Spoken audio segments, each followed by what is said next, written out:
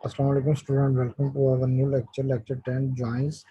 Last lecture में हमने joins discuss किए थे, तो उसमें कुछ जॉइंस जो थे हमारे रह गए थे, उसको हम इस लेक्चर में कंटिन्यू करेंगे। जॉइंस को जॉइंस हमारे पास क्या है, किस तरह से ऑपरेट होते हैं, तो ये प्रैक्टिकली हमने परफॉर्म किया था। अब इसको थ्योरेटिकली हम देख रहे हैं। तो जो हमारे जॉइंस बाकी रह गए थे उनको आज हम डिस्कस करेंगे। हमारे पास जॉइंट कौन कौन से हैं। सबसे पहले हमने देखा था नेचुरल जॉइंट और इनर जॉइंट। तो सबसे पहले हम देखते हैं इन दोनों में डिफरेंस क्या है। जो आपका इनर जॉइंट और नेचुरल जॉइंट है, इन दोनों में हम डिफ्रेंशिएट करेंगे। सबसे पहले अगर आप देखें, ये आपका एक आउटपुट है जो आपने इनर जॉइंट से आउटपुट जनरेट की है। तो इन दोनों में जो मेन डिफरेंस होता है इनर जॉइंट और नेचुरल जॉइंट में, इनमें नंबर ऑफ रिटर्न कॉलम्स होते हैं। कि देखें, जो कॉलम्स वैल्यूज आपकी रिपीट हो रही होंगी, देखें कंपनी आईडी और कंपनी आईडी, ये दोनों सेम कॉलम्स हैं विद सेम वैल्यूज, ये आपकी रिपीट हो रही हैं। तो जो इनर जॉइन है वो आपको इस तरह से आउटपुट जनरेट करता है जिसमें आपकी डुप्लीकेट वैल्यूज एग्जिस्ट करती हैं, डुप्लीकेट कॉलम एग्जिस्ट कर रहे होते हैं। जबकि जो आपका नेचुरल जॉइन है वो आपके डुप्लीकेट कॉलम वैल्यूज को रिटर्न नहीं करता। देखें, there is one significant difference between inner join and natural join is the number of columns return.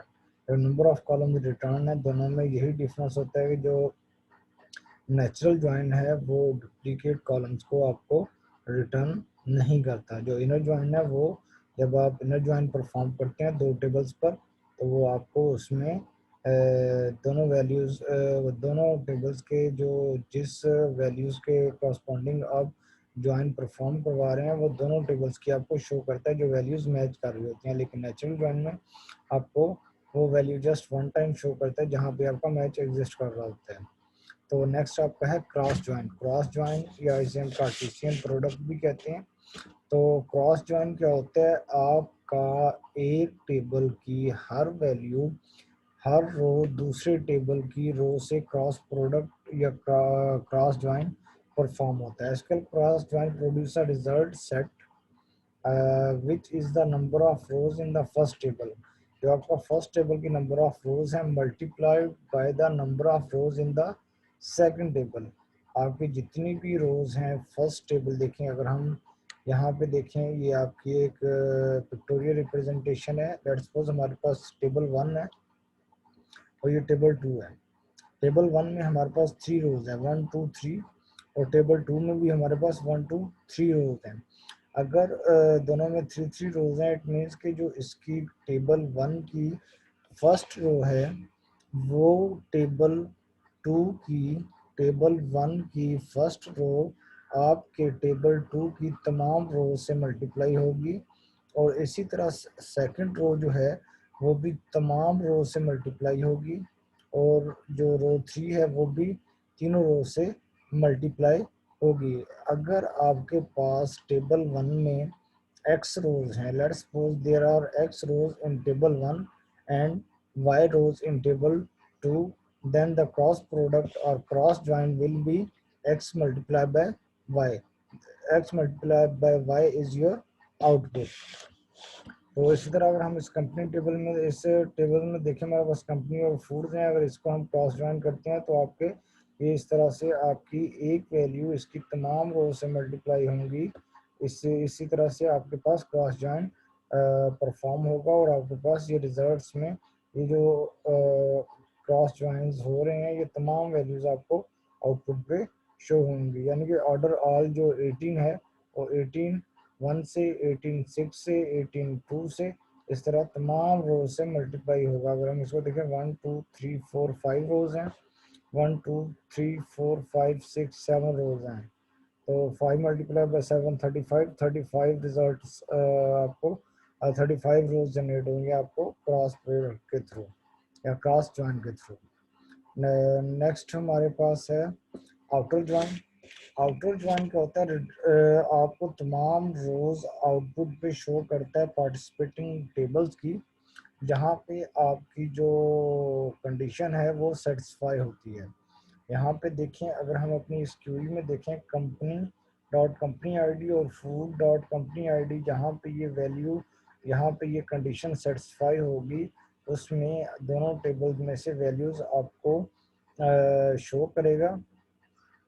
Condition along with rows which do not satisfy the join condition. The join condition along with rows which do not satisfy the join condition. यानी कि जो join आपकी condition fulfil हो रही है उनको आपको output पे रिजल्ट शो करेगा, और उनको भी शो करेगा जिनके आपकी कंडीशन फुलफिल नहीं होती। तो एसक्यूएल ज्वाइन को हम जब देखेंगे कि आपका outer join, in left outer join, right outer join और फुल आउटर ज्वाइन है, तो आपको ये मज़ीद क्लियर होगा। नेक्स्ट देखते हैं, इसमें इसकी टाइप्स को देखते हैं कौन कौन सी हैं। देखें आपके पास पहले हम आउटर ज्वाइन को उसके पिक्टोरियल रिप्रेजेंटेशन देखें। ये देखें आपका क्या होता है कि जहाँ पे तो ये वैल्यूज़ आपकी कंडीशन सेटिस्फाई हो जाएगी उनको तो वैल्यू रिटर्न करेगा, जहाँ पे आपकी कंडीशन सेटिस्फाई नहीं होगी टेबल वन की, लेट्स सपोज कंपनी आईडी आपका, कंपनी आपका टेबल है और फूड आपका टेबल है, जहाँ पे आपका कंपनी टेबल और फूड टेबल की कंडीशन सेटिस्फाई नहीं होगी वहाँ पे आपका ये कंपनी वैल्यू सेलेक्ट होगी। लेकिन अगर फूड वैल्यू में वो मैच नहीं कर रहा तो वो वैल्यूज़ नल असाइन हो जाएंगी इसके करस्पॉन्डिंग कंपनी की। ये मैं आपको पिक्टोरियल रिप्रेजेंटेशन में मज़ीद आपको डिफाइन करता हूँ। ये देखें आपके पास ये एक टेबल है कंपनी और फूड आइटम, कंपनी और आपके पास फूड आइटम, ठीक है। अब ये देखें कंपनी का 18 जो है, जब हम ये कंडीशन पुट करते हैं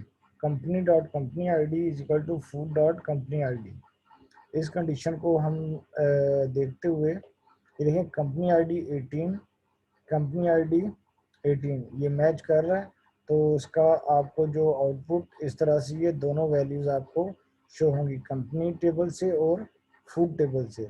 इसी तरह नेक्स्ट वैल्यू हम देखें 15, 15 इसमें मैच कर रही है। देखिए 15 1 2 3 थ्री वैल्यूज एग्जिस्ट कर रही हैं 15 कंपनी आईडी की इसमें आपके फूड टेबल में। देखें 15 का जो आउटर ज्वाइन है वो इस तरह से परफॉर्म होगा कि वन वैल्यू इसके साथ मैच कर रही है, फिर 15 फिर 15, तो ये आपका इस तरह से एक वैल्यू जनरेट होगी। और इसी तरह से 16 और 17 के लिए। लेकिन अगर आप देखें 19 वैल्यू जो है, 19 वैल्यू आपकी इस टेबल में एग्जिस्ट करती है फूड आइटम में, यहाँ पे आपकी कंडीशन जो है वो सेटिस्फाई नहीं हो रही, तो यहाँ पे क्या होगा 19 आपके कंपनी टेबल में से वैल्यू आ जाएगी, लेकिन जो फूड आइटम की वैल्यू है वो उसको नल या ज़ीरो असाइन, देखें आपकी वैल्यू उसमें कुछ भी रिटर्न नहीं हो रही। यानी कि जो आपका कंपनी टेबल है उसकी values join with food table, लेकिन फूड टेबल में वो वैल्यू 19 जो कंपनी आईडी है वो एग्जिस्ट नहीं करता, तो फूड आइटम में से वैल्यू उसको नल असाइन हो जाएगी। तो नेक्स्ट हम देखते हैं लेफ्ट ज्वाइन। जो लेफ्ट ज्वाइन है वो आपके क्या करता है, जो आपकी कंडीशन पुट हुई होती है उस बेसिस पे आपके जो टेबल वन और टेबल टू में जो कंडीशन सेटिस्फाइज हो रही हैं उनको आउटपुट पे जनरेट करता है।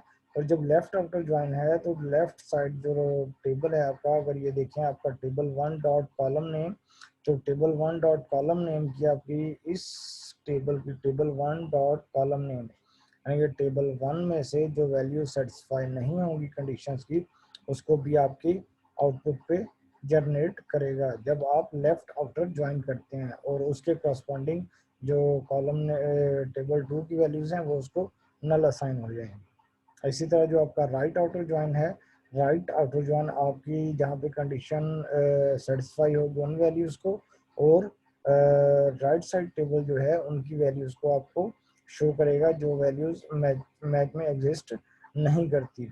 तो इसका अगर हम सिंटैक्स डायग्राम देखें, select distinct value value expression, जो भी वैल्यूज़ आप सेलेक्ट करना चाह रहे हैं फ्रॉम टेबल नेम, जिस टेबल में से राइट ज्वाइन, और जिस टेबल से आपको उसको राइट ज्वाइन करना चाह रहे हैं ऑन सर्च कंडीशन, जो आप कंडीशन वे उन क्लास में पुट करना चाह रहे हैं। तो ये और फुल आउटर जॉइन में आपकी जो मैचिंग वैल्यूज़ हैं वो, और राइट और लेफ्ट जो आपके टेबल्स हैं उनकी भी मैचिंग और नॉन मैचिंग वैल्यूज़ तमाम की तमाम आपको फुल आउटर जॉइन के थ्रू ज्वाइन होकर आपको आउटपुट पे शो होंगी। और उसकी सिंटैक्स डायग्राम देखें, select distinct value expression from table और full outer join table reference on search condition. तो ये जो आपकी क्यूरी जो राइट है इसी का इसका सिंटैक्स डायग्राम है फुल आउटर जॉइन की, ये आपका सिंटैक्स किस तरह से एग्जीक्यूट होता है। What is self join in SQL.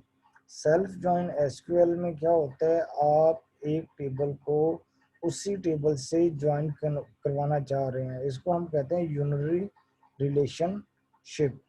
तो इसमें क्या होता है, जो उस टेबल की प्राइमरी की होती है उसी को हम एज अ फॉरेन की रेफरेंस कर रहे होते हैं, सेम टेबल की प्राइमरी की को एज अ फॉरेन की भी डील कर रहे होते हैं। इसको हम क्या कहते हैं, सेल्फ जॉइन कहते हैं।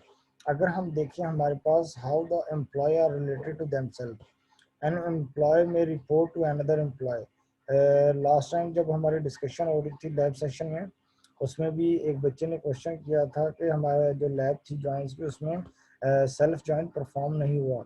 देखें आपका एक लेट्स सपोज आपकी एक कंपनी है जिसमें एक सुपरवाइजर है, जो एक सुपरवाइजर होता है उसके नीचे फर्दर और भी एम्प्लॉयज होते हैं जिनको वो सुपरवाइज कर रहा होता है। तो जो अब देखेंगे कि जिस जो सुपरवाइजर का एम्प्लॉय आईडी जिस जिस एम्प्लॉय को असाइन होगा, तो क्या होगा, उन एम्प्लॉयज़ के लिए वो उसका सुपरवाइज़र होगा। तो इसमें अगर हम देखें, an employee may report to another employee supervisor, an employee may supervise himself, zero to many employees subordinate. तो यानी कि एक जो सुपरवाइजर है वो मल्टीपल एम्प्लॉयज़ को सुपरवाइज कर सकता है। अगर इसमें ये देखें, अब देखें एम्प्लॉय आईडी और एम्प्लॉय सुपरवाइज़र, तो इसमें देखें अब ये जो 20051 ये सुपरवाइज़र हैं हमारे, और 20073 ये हमारे सुपरवाइज़र हैं।